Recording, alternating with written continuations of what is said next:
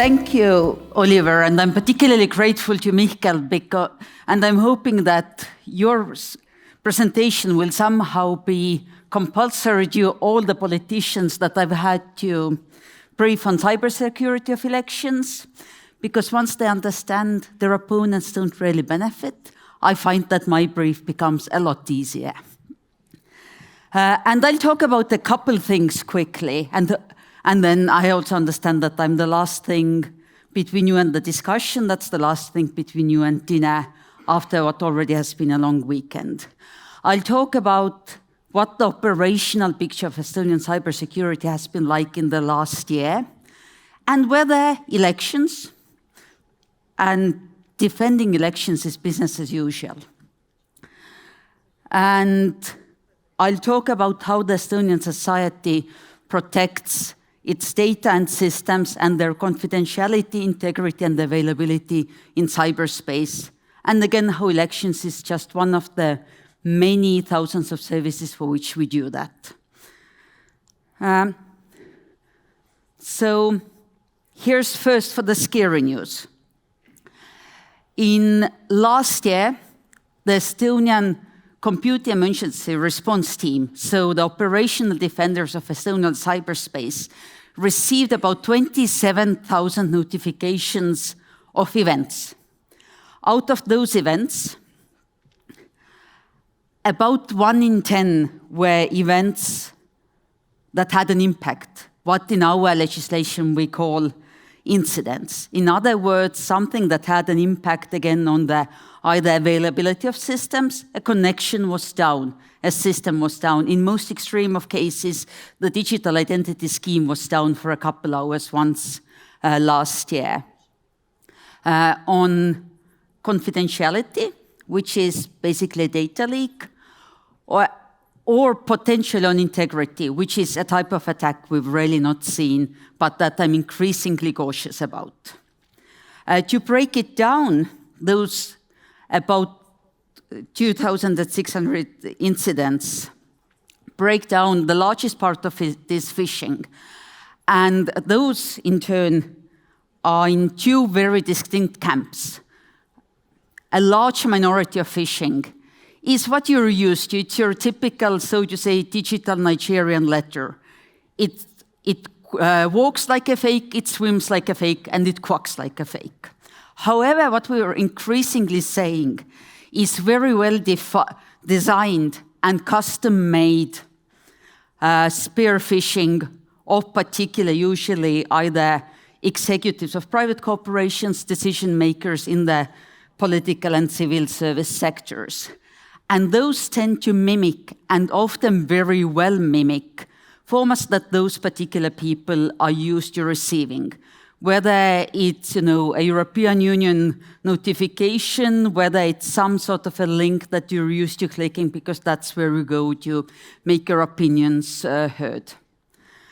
And then, and that accounts for a large chunk of the incidents we've seen. Everything else is much less.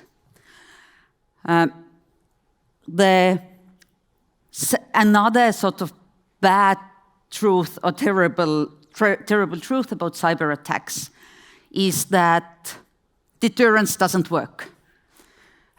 Particularly in the political landscape, our decision makers are often used to thinking that deterrence in cyberspace is like deterrence in nuclear warfare, and that simply is not true. Because the nuclear option is so detrimental to our way of life, whereas cyber incidents and cyber attacks and compromises in cyberspace are specifically designed to not have necessarily a detrimental effect, but rather create doubt, confusion, inconvenience. And that also means that the often most capable, so the politically motivated attacker flies under the radar. And they're seeking to, the best cyber attack is the one that we never find out about. Of course, my agencies will always find out about everything. But what that means that we can, Estonia having chosen to be a very digital society, and our citizens having chosen the convenience of using online services, of which online voting is, as I said, one of many thousands. We have to do defense in layers or defense in depth. So at any time, in addition to, of course, making an attack as expensive to the attacker as possible to prevent, I mean, in the end, we have to change the economics of a cyber attack to prevent it, but we also have to constantly monitor and detect to have the situational awareness of what's going on in cyberspace. In fact, the Estonian Information System Authorities team has been on the Charlie alert level, so on yellow alert for a week now, to make sure that they are 24/7 monitoring cyberspace and prioritizing anything that looks like it might be to do with elections. Spoiler alert, it's not been very eventful, fortunately, so far, and we only have less than 2 hours to go until the end of online voting.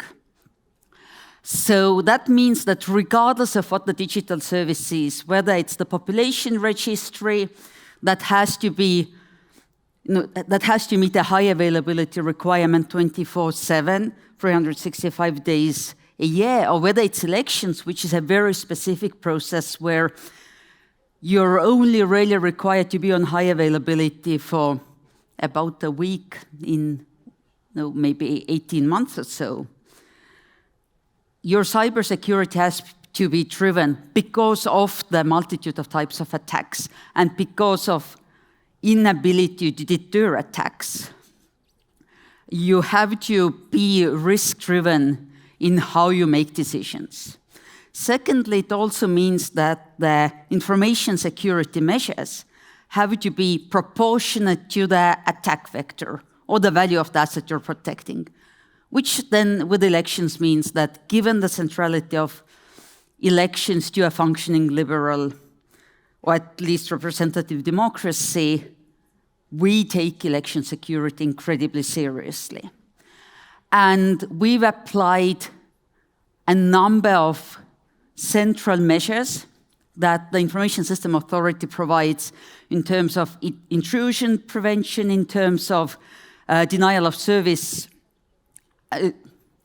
dealing with denial of service attacks and stopping them to make sure that elections and related information systems have the business continuity that they need to run elections. And then on top of those central measures, any information system or data owner in Estonia will need to implement process-specific security. In the elections case, that means that anyone to deal with elections had to do a cyber hygiene training. It means that to ensure business continuity, all election-specific systems are run at least on 2, if not on 3 sites where communication lines tend to be duplicated. Again, because of how high a risk it is. But of course, that doesn't mean that attacks will stop. What we learned last year, or rather what for Estonia was highlighted, is that as the politically motivated attacks are incredibly reactive. The distributed denial of service attacks, which is basically flooding information systems and online services with inquiries to a point where it's hoped that they wouldn't be able to serve those inquiries anymore. And therefore, they're some of the dumbest but also easiest to carry out attacks. We're very reactive to events in politics. You see a peak in April, and that's on the dates where the NATO Cooperative Cyber Defense Center of Excellence, which is a Tallinn-based NATO-accredited cybersecurity think tank and training facility, ran the world's largest network defense exercise out of Tallinn. And often these attacks are designed for their symbolic value to bring down websites and services, even if they have no impact on the privacy and confidentiality of data or the integrity of it. The last peak that you see in November is equally interesting. The wave of distributed denial of service attacks started against Estonia exactly 2 hours after our parliament had declared the Russian Federation as a terrorist regime. A coincidence? I don't think so. And thirdly, and apparently, Annika, this seems to be about the women showing pictures of tanks today. The largest peak we saw was last August, when Estonia had decided to move dozens of Soviet-era monuments that were considered glorifying a terrorist regime that wasn't any longer appropriate in a democratic Estonia, whilst Russia is waging a terrorist war against Ukraine, a friend and ally of Estonia. And that very much was centered around a Soviet tank that was on top of a statue of a column on next to the border city of Narva, with its cannon facing Estonia, by the way. Not a great fan. Which means that as Estonia had decided and started to remove the tank, we saw the highest level of distributed denial of service attacks that Estonia has ever seen, the volume of which was 2 orders of magnitude bigger, so about 100 times bigger than what we saw in 2007, when Estonia was the victim of the first publicly known wave of distributed denial of service attacks that was seemed to be coordinated for political reasons. But I digress. What matters most is that none of these had visible impact that our citizens felt. And that's because we have the central automated tools that I described. In some cases, they did take services down, but the disruption tended to be in minutes, not in hours, let alone days. And they very much coincide with waves of similar attacks that washed across Europe in last year that seem to be very much coincide with waves of aggression against Ukraine. The way Estonia approaches all of this is through offering a secure ecosystem. You probably already have heard about how we lift the voter list. We don't have to register voters separately because we lift that from the population registry.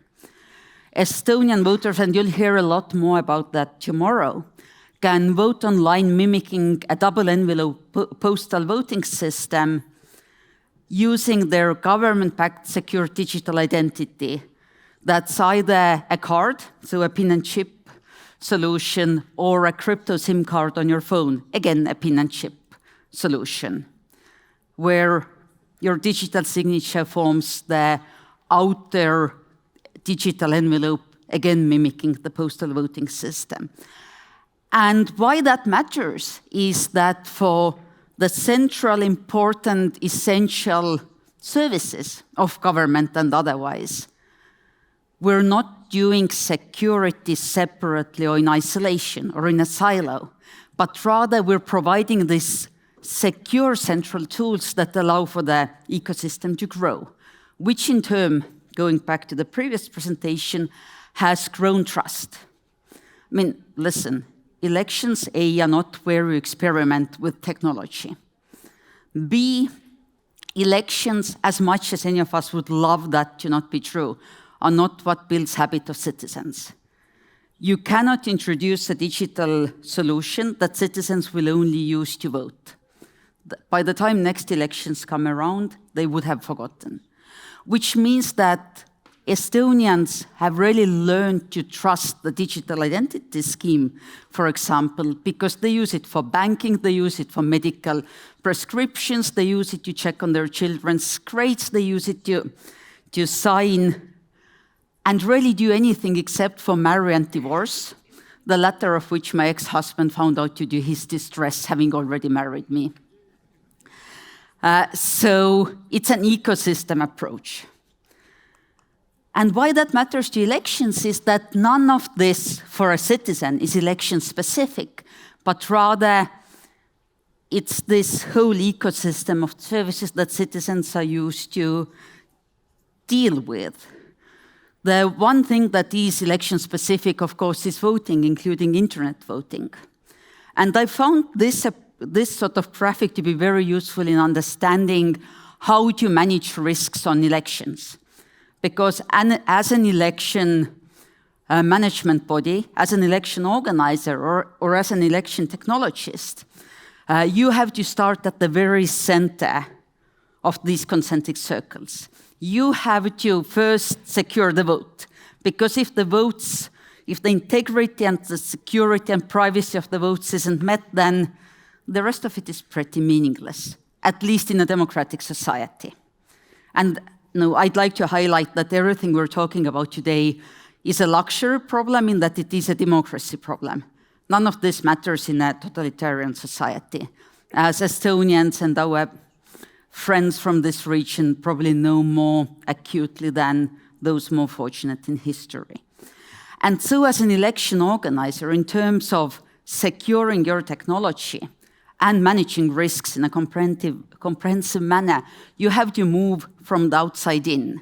Now, what makes it tricky is that the attacker, those looking to compromise the trust in your elections, those looking to create doubt and confusion, not necessarily change votes, but to create doubt and confusion that then might lead to a disillusionment, an alienated population, or lack of trust in democratic institutions, will be working from the outside in. What we know as election hacks generally tend to be hacks against candidates and their organizations. Now, President Macron, at the time presidential candidate Clinton in 2016, happened in what I call the contributors, so political parties and their systems were hacked. Similarly, there's a few cases where election vendors have been hacked, particularly in a country that Commissioner Hicks might be representing. Mr. Macias is auditing, not to mention names. So that means that as an election organizer, you're tasked with this enormous task of managing risks, both from the outside in, but also taking the view of the inside out. And that means that you have to take quite a wide view of risks and not just map, but also manage them. And here's a few things that have helped Estonia to do that, in my experience. First of all, in managing risks, you have to be technology agnostic. It's not about just technology risks. It's also about any other way a politically motivated attacker looking to undermine your democratic processes might attack you. It might be sort of fake news and information space. It might be adversarial actors in the political system. It might be a compromised technology provider. And what you have to do is not to ask, is this technology okay, but is to ask whether my approach, be it technology or otherwise, measures up to the legal and often constitutional criteria for elections. So whatever the local language is, but free, fair, and open elections based on the principle of one voter, one vote, generally. Secondly, no election manager can do that alone.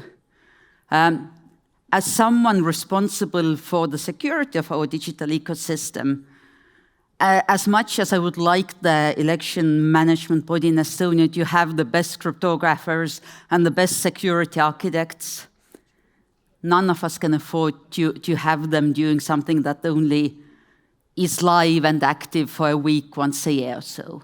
So it has to be a cooperation model, and in Estonia that means that the Information System Authority is a technology partner, both for development and running of the services, but also for security. Our IT center of the government provides centrally managed computers for polling stations, and there's a few others involved as well. And for that to work out, you have to have a very clear understanding of what your technology governance is. Simply put, the process and data owner has to understand the value and the risks, and therefore they can task the technology and security partners to take appropriate measures. The technology and security partners would need to have some freedom in what they consider the appropriate measures to be, but without knowing what your highest value asset is and how well you think it needs to be protected, it's really hard for them to do their job. As I said, because we cannot always prevent, we cannot always detect on time, all of this has to be thought in terms of business continuity. Anyone who ever tells you they can do 100% security of your elections, please fire them. Because otherwise one of you will end up in jail. Kidding, kidding. After working in Homeland Security, I understand that's not a funny joke. But you're taking risk-reducing measures. You're taking cybersecurity and information security measures, but they are never perfect. You're reducing the risk. You're making sure that your system is up and running, 99.999% of the time. You're counting those nines, you're not counting 100%. And the measures you take fall into two very broad categories. First of all, the organizational and administrative measures. Processes, having an escalation in place, having risk management in place, cyber hygiene trainings and testing, as well as standards and benchmarks. And a question I get most often, both from election managers, but also from any other manager of any other process, is where do I start? And my answer almost always is the boring one, which is process. And if you know how well you want your systems to be secured, you can then pick a standard. Those who are sadistic, I guess, or rather masochistic about ourselves, I do advise the ISO 27000 series, but that is for the masochists. There are also shorter checklists. There's several organizations, including the Elections ISAC, including IFES, including the Global Cyber Alliance, that have put out very approachable checklists of 20 to 50 measures that as an election organizer you should start with for your information security. And lastly, technical measures. And that's not where I say, trust me, I'm a technologist, because I'm not. But it's that you have to have proportionate measures in place. And it's really a very simple calculation of, is the cost of the measures worth the risk it's avoiding? Because the likes of me will always find a way to spend another $1 million a year, I promise. But if you don't have enough of those millions to go around, the question for you should be, what's the highest risk and what's the highest value target? And with that, I thank you.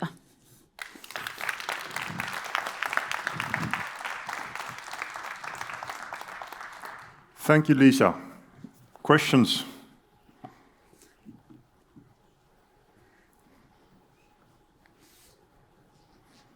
Anna in the middle. Oh, yeah, please. Thank you for a very interesting presentation. Did I get you right, or can you elaborate a bit on the training for electoral management bodies or electoral workers? Or So there are the couple elements that are universally offered. One is the cyber hygiene test. That's compulsory also for civil service. It's also made available to poll workers and to election organizers. And secondly, the technical authority also offered security testing of parties' websites. But that's very tricky, because to scope that as a government agency, you don't want to be breaching the network or compromising the network of a political player. So all you can do is sort of go and check whether their windows are are closed and their doors are locked without looking what's behind the open door. And about half of our parties took that offer up this time. It's been almost all of them in the previous electoral cycles. Yes, thank you. Yes, please. Thank you for the great presentation. I would like to ask a question along following lines. Obviously, e-voting looks very attractive to many countries, especially those ones that have more complicated voting systems. However, there seems to be some general prerequisites which should exist. Just generalizing, what would you say are those? I think you're spot on. You have to have facilitators or prerequisites in place to be able to do any technology in elections, but particularly for online voting. Reasonable connectivity is one of them.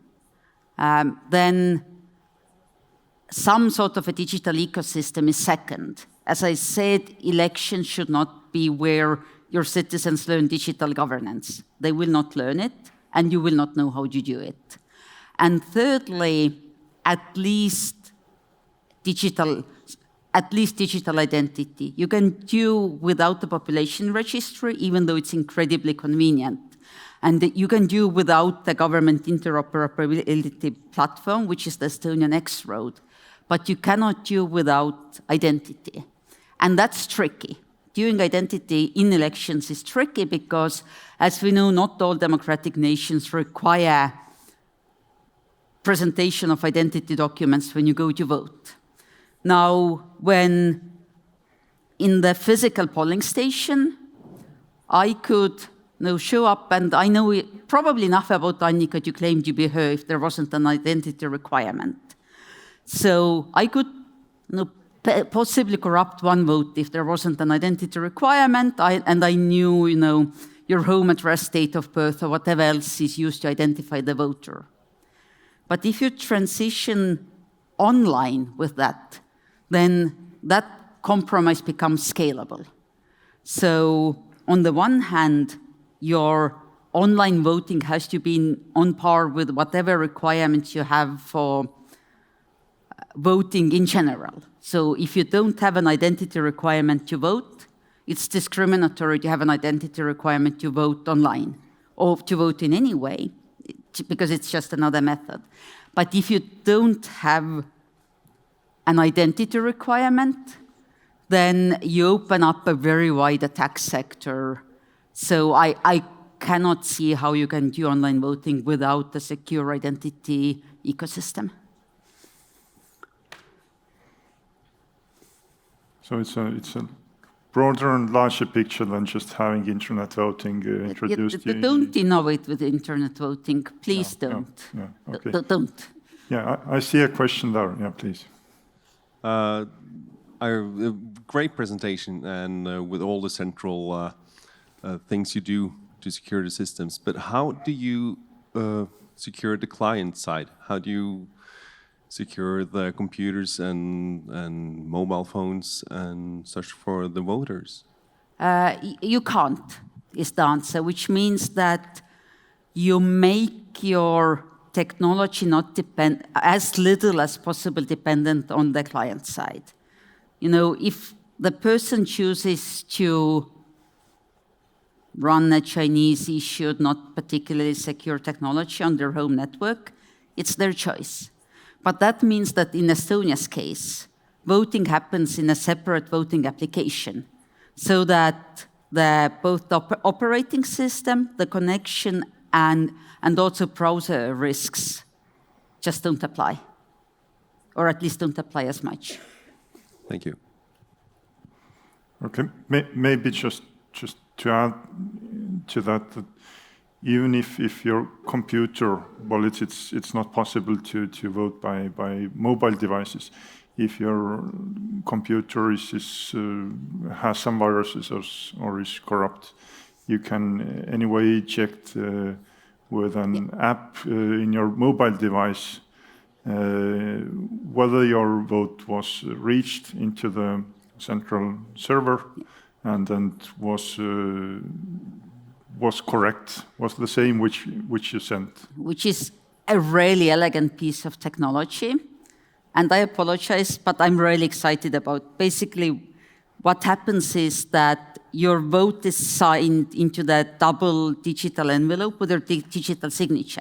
So the secrecy of your vote is preserved.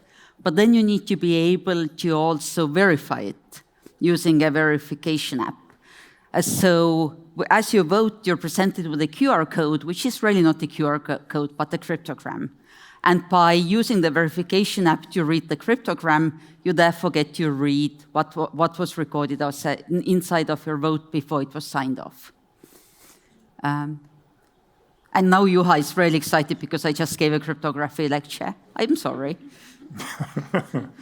Of course, I have a cryptographic question. So, are there any kind of standards how long after the election the votes have to be kept secret? So, a requirement for cryptography. The votes have to be kept secret for eternity, but they have to be preserved. Both paper and electronic votes have to be preserved for the same period of time by law. So, the requirement for the algorithm is to keep them secure for eternity. But they also, the votes, just like paper votes are destroyed, the electronic votes are also destroyed before quantum computing comes and hits us on the head. So all the hardware used for collecting e-votes and then the e-votes themselves on the DVD or wherever they are, this hardware is destroyed after all the election-related complaints are decided and the parliament convenes. And similarly, because parts of the system run on virtualized systems, and we're not going to be physically destroying our government data centers, No. as much fun as that would be. That means that then those systems are wiped and rewritten with encrypted material in accordance with the international standards. Yeah. Some other questions? Yes, please. So the app that you mentioned, is that specific for the i-voting? And a question that maybe is outside of this presentation, do you have some app or some way to know if you vote by paper from abroad or so, that you can check if your vote has reached you? The verification app is election specific. And no, we don't have a way of, because in elections, you do delegate trust in elections, and we all understand that. You delegate trust into the ballot box being properly sealed, and there's not being someone on the inside of the ballot box. And in technology, you delegate trust to cryptography. Both, I mean, it's slightly different place you delegate it to, but you're delegating trust.